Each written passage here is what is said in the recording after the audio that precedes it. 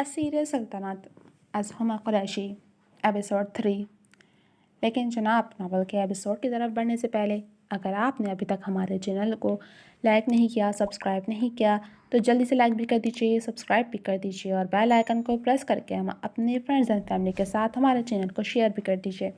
تو چلیں ہم شروع کرتی ہوں ناول کی ایپیسوڈ۔ مشرق سے طلوع ہوتا سورج ہر سو اپنے روشن کرنے بکھیرتا اپنے جوبن پر تھا۔ وہ معمول کے مطابق تیار ہوتی، مروان کی جانب سے بھیجی گئی گاڑی اور پروٹوکول کو واپس روانہ کرتی اپنی گاڑی اور ڈرائیور کی ہمراہی میں اپنی فرم پہنچی تھی۔ یہ عمارت اس کے بابا کے سالوں کی محنت کے بعد وجود میں آئی تھی۔ وہ پاکستان کے کامیاب وکیل تھے اور وہ یہی چاہتے تھے کہ ان کی بیٹی بھی ان کی پیروی کرے، جس نے باپ کے گزر جانے کے بعد اپنی ڈاکٹر بننے کی خواہش کو مار کر اپنے باپ کی خواہش کی تکمیل کی تھی۔ Good morning madam. وہ بلیک ڈریس پینٹ اور شیفون کی سفید شرٹ پر سیاہ رنگ شرٹ پہنے ابھی بھی اپنے کیبن میں داخل ہوئی تھی۔ گرسوئے شبگوں ہمیشہ کی طرح پرنٹڈ سلک اسکارف میں مقید تھے۔ سیکرٹری نے اسے دیکھ کر فوراً مارننگ وش کیا۔ گڈ مارننگ، کیسی ہیں الہام صاحبہ؟ وہ خاصی پرجوش نظر آ رہی تھی۔ آئی ایم گڈ میڈم، آج بہت خوش لگ رہی ہیں۔ وہ اس کے حسین مکھڑے پر رقص کرتی مسکراہٹ دیکھ پوچھے بغیر نہیں رہ سکی۔ خوش تو میں واقعی بہت ہوں، اور اس کی بڑی وجہ یہ ہے کہ آج میں ایک ایسے شخص سے ملنے جا رہی ہوں جو ہمارے لیے کیس میں کافی مددگار ثابت ہو سکتا ہے۔ وہ کٹاؤ دار لبوں میں مسکراہٹ دبائے پر جوش لہجے میں بولی۔ گڈ، یہ تو واقعی بہت اچھی بات ہے۔ ویسے مروان صاحب کل بہت غصے میں لگ رہے تھے، اس نے ذرا جھجک کر پوچھا تھا۔ اس کے لبوں سے مسکراہٹ غائب ہونے میں لمحہ لگا تھا۔ جب دشمن کو شکست کا سامنا کرنا پڑ جائے تو وہ یوں ہی بلبلاتا ہے مس الہام، لہجے میں آپ ہی ناگواری در آئی تھی۔ خیر تم بتاؤ، میں نے آپ کے ذمے کل جو کام لگایا تھا وہ سب ہو گیا؟ فضل صاحب کی کیس کی فائل کہاں ہے؟ وہ سر جھٹک کر بولی تو وہ تیزی سے اپنے کام میں جٹ گئی۔ السلام علیکم بابا صاحب، کیسے ہیں آپ؟ وہ فریش سا بھی ناشتے کی میز تک آیا تھا۔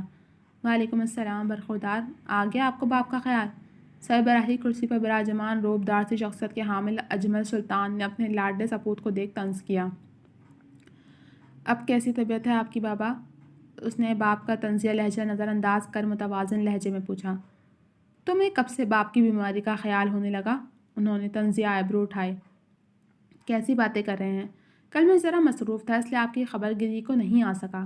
اس نے جلدی سے صفائی پیش کی، البتہ ماں کی تیز نگاہیں وہ خود پر بخوبی محسوس کر رہا تھا۔ ہاں، صاحبزادے کو تو عاشقیوں سے ہی فرصت نہیں ہے۔ ان کا لہجہ انتہا کا سرد تھا۔ بابا پلیز، وہ جھنجھلا کر رہ گیا۔ بیگم، ہم نے صرف سن رکھا تھا، مگر اپنے بیٹے کو دیکھ کر یقین بھی آ گیا کہ اچھے خاصے آدمی کو ایک کم عقل عورت کی محبت مجنوں بنا دیتی ہے۔ انہوں نے براہ راست اپنے پاس بیٹھی شریک حیات کو مخاطب کیا۔ اپنے بابا پر گیا ہوں، ہے نا ماما؟ اس نے چائے کی چسکیاں بھرتی نشاط بیگم کو دیکھ شرارتی لہجے میں کہا، جنہوں نے بیٹے کو گھور کر دیکھا تھا۔ بیٹا، بیوی اور معشوقہ کی محبت میں بہت فرق ہوتا ہے۔ وہ جو تانے سے باز نہیں آئے تھے وہ ایک دم تنک کر رہ گیا۔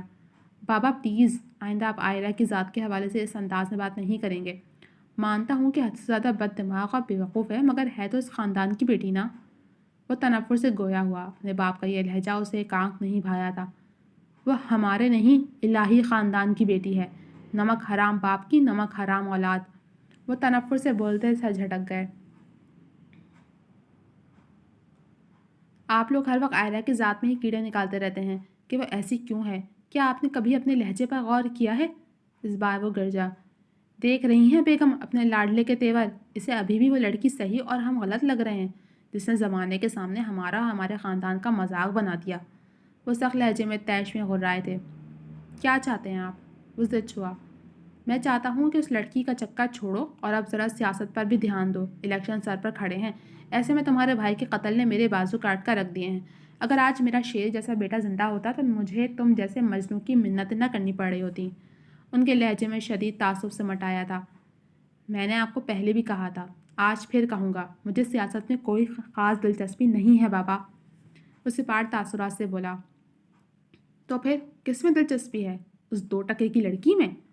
وہ تنفر سے پھنکارے۔ اجمل پلیز ریلیکس، میں سمجھاؤں گی اس کو۔ مروان کا ضبط سے سرخ پڑتا چہرہ دیکھ انہوں نے شوہر کو ٹھنڈا کرنا چاہا۔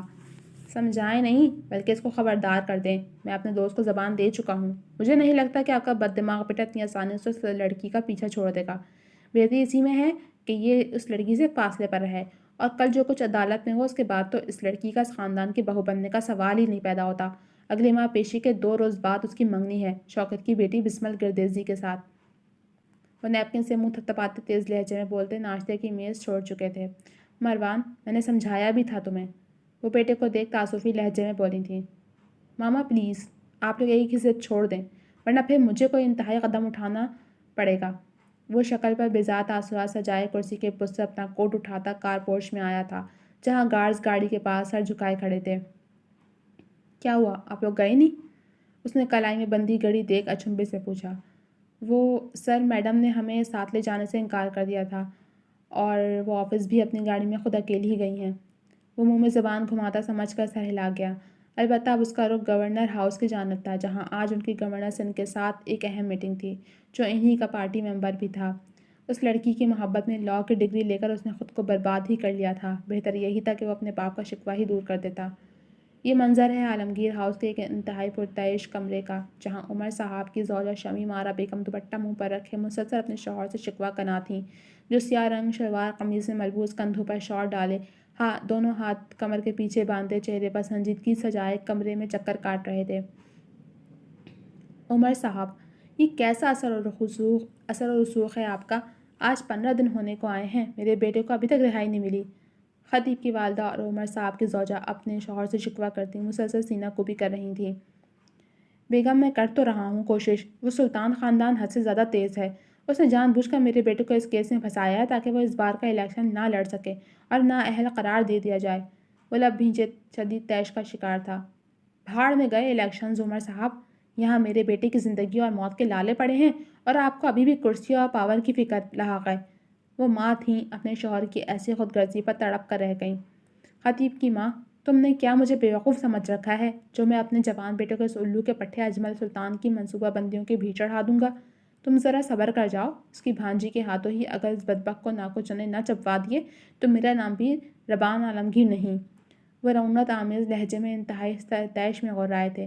وہ جدی پشتی سیاست دانوں کی اولادوں میں سے تھے، جبکہ یہ سلطانوں کا خاندان کل سیاست میں آیا تھا، مگر کم عرصے میں سیاست کی دنیا میں اپنی دھاک بٹھا چکا تھا، اور یہی چیز تھی جو انہیں بری طرح کھٹک رہی تھی۔ ارے میں تو کہتی ہوں کسی تجربہ کار وکیل کو ہائر کریں۔ بھاڑ میں گئی وہ آئرہ، جو بھی کہو عمر صاحب، ہے تو وہ انہی کا خون نا۔ آج خاندانی دشمنی ختم ہو جائے، کل کو پھر ہم پر ہی پتھر برسا رہی ہوں گی وہ لڑکی۔ وہ شدید ناگوار لہجے میں بولی تھیں۔ بد دماغ عورت، ذرا صبر رکھو، جلد خطیب کی ضمانت ہو جائے گی۔ میں بس اس انتظار میں ہوں کہ کب سلطان اپنی بھانجی کے خلاف کوئی انتہائی قدم اٹھائے اور ہم اس کی اس غلطی کو وجہ بنا کر اسی کی بھانجی کو اپنے مقصد کے تحت استعمال کریں۔ اس جھٹکے سے سیاہ رنگ شال دوسرے کندھے پر منتقل کرتے دور اندیشی سے گویا ہوئے۔ میں کچھ نہیں جانتی، میں بس اتنا جانتی ہوں کہ میرا بیٹا بے قصور ہے، اور یہ کیس ختم ہو جائے تو آپ اس منگنی کے قصے کو بھی ختم کریں۔ ارے مجھے نہیں کرنی اپنے بیٹے کی شادی، وہ بھی اس قدر تیز ترار لڑکی سے۔ وہ لہجے میں بے پناہ نفرت سموئے سختی سے بولی۔ او پاگل عورت، وہ لڑکی تیرے بیٹے کی محبت، میرے دشمن کی سب سے بڑی حریف اور مروان سلطان کی کمزوری ہے۔ دشمن کا دشمن دوست ہوتا ہے۔ وہ چھٹانگ بھر کی لڑکی ہمارے لیے بہت کام کی شے ہے، تمہیں یہ بات سمجھ کیوں نہیں آ رہی؟ وہ بالآخر خود پر مزید ضبط نہیں کر سکے تھے۔ آگ لگے ایسی محبت کو، جب تک میں زندہ ہوں وہ لڑکی اس گھر کی بہو تو ہرگز نہیں بن سکتی۔ سن لیں آپ، اور سمجھا دیجیے گا اپنے لاڈلے کو بھی۔ وہ ناگواری سے پھنکاریں، جبکہ وہ اپنی چرب زبان بیوی کی گوہر افشانیاں نظر انداز کرتے آگے کا لاہ عمل ترتیب دے رہے تھے۔ وہ لاء فرم کی پرشکوہ عمارت سے باہر آئی تو ذرا چونکی، کیونکہ معمول کے مطابق مروان کی گاڑی اس کے لیے بلڈنگ کی مین انٹرنس پر فل پروٹوکول کے ساتھ موجود نہیں تھی، حتیٰ کہ صبح گارڈز کی واپسی کے بعد بھی اس کا کوئی میسج موصول نہیں ہوا تھا، اور اب نہ وہ خود آیا تھا۔ وہ قدم اٹھاتی پارکنگ ایریا تک آئی، جہاں اس کا ڈرائیور پہلے سے موجود تھا۔ آئرہ کو دیکھ اس نے جھٹ آگے بڑھ کر اس کے لیے دروازہ کھولا۔ آج غیر حاضری کی کیا وجہ ہو سکتی ہے؟ سفر شروع ہو گیا تھا جبکہ وہ سڑک پر نظریں مرکوز کیے کسی اور دنیا میں گم تھی۔ ایسا پہلی بار نہیں ہوا تھا کہ اس نے اس کی خدمات دینے سے انکار کر دیا ہو، مگر دوسری جانب سے اس قدر سخت ریئیکشن کبھی نہیں آیا تھا۔ کہیں مروان صاحب سچ میں تو اس پھلن دیوی میں انٹرسٹڈ تو نہیں ہے؟ وہ پرسوچ ہوئی۔ نہیں، ایسا کیسے ہو سکتا ہے؟ میں بھی نا۔ وہ ہیرو صرف مجھے جلانے کے لیے ایسا بول رہا تھا تاکہ میں ایموشنل ہو کر اس کی ساری باتیں مان لوں۔ فوراً نے خود ساختہ سوچ کی تردید کی۔ لیکن اگر ایسا ہوا تو اس کا دماغ خود ہی تانے بانے بننے میں مصروف تھا۔ ہوتا ہے تو ہو جائے، مجھے کیا، اس بار میں کسی کی باتوں میں نہیں آؤں گی۔ گویا ناک سے مکھی اڑائی، مگر کہیں نہ کہیں اس بات کا دلی اطمینان تھا کہ مروان صرف اس کا تھا۔ وہ تیزی سے گزرتے سفر میں سڑک پر نظر مرکوز کے پرسوچ دکھائی دے رہی تھی۔ جب ہی اس کی نظر لال بتی ہوئے سگنل پر کھڑی مروان کی گاڑی اور ساتھ پروٹوکول پر پڑی تھی۔ وہ چونکی، نظر گھما کر ذرا آگے کو ہو کر مروان کی گاڑی کی فرنٹ سیٹ کا جائزہ لیا تو وہاں اس کی کسی بات پر کھلکھلاتی بسمل گردیزی کو پوری شان سے براجمان دیکھ وہ بری طرح تلملا کر رہ گئی۔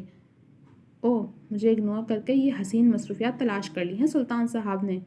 Impressive, very impressive.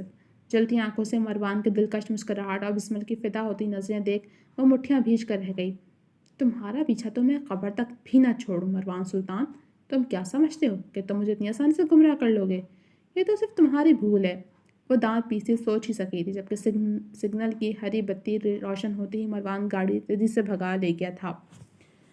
جی تو جناب، اب تک صرف اتنا ہی۔ کیسی لگی آپ کو یہ ایپیسوڈ؟ کمنٹ سیکشن میں اپنی رائے کا اظہار ضرور کیجیے گا۔ جلد لے کر آؤں گی اگلی ایپیسوڈ، تب تک کے لیے اجازت دیجیے۔ اللہ حافظ۔